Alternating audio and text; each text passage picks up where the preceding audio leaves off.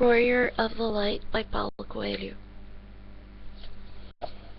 When an author is translated into several languages, his or her work transcends that national barrier where it's just embraced by a few people, and it goes worldwide where everybody can appreciate that particular author.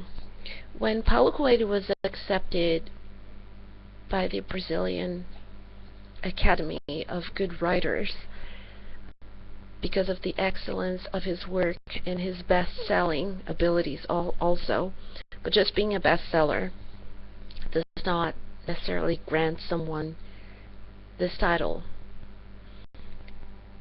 The excellence of his work was accepted by the Academy.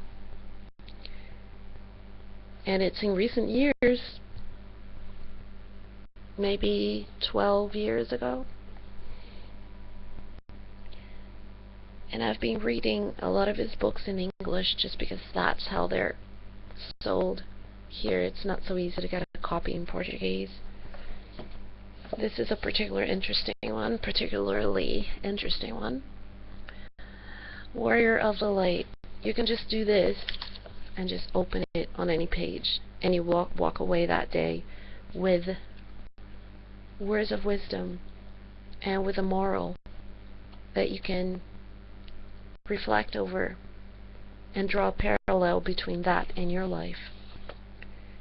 It's odd. The Warrior of the Light says to himself, I have met so many people who at the first opportunity try to show their very worst qualities. They hide their inner strength behind aggression and hide their fear of loneliness behind an air of independence. They do not believe in their own abilities, but are constantly trumpeting their virtues. A warrior reads these messages in many of the men and women he meets. He's never taken in by appearances, and makes a point of remaining silent when people try to impress him. He uses these occasions to correct his own faults, for other people make an excellent mirror.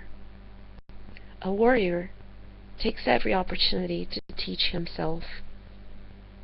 These words speak for themselves. There is a lot of parallels are drawn between being a warrior of the light, going to battle. I believe that battle is a metaphor for life. It is a metaphor. Sometimes each combat that they talk about in each of these short chapters could be one obstacle in life, a difficult moment, and the other warriors or the other people in combat could be the people we encounter every day.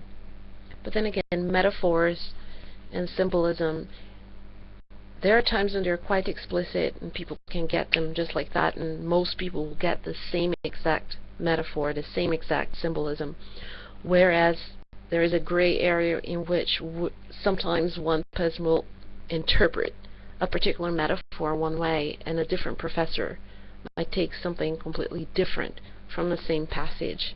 So it's very important to take that into consideration. A metaphor is a comparison, and symbolism is a figure of speech in which one thing represents something else.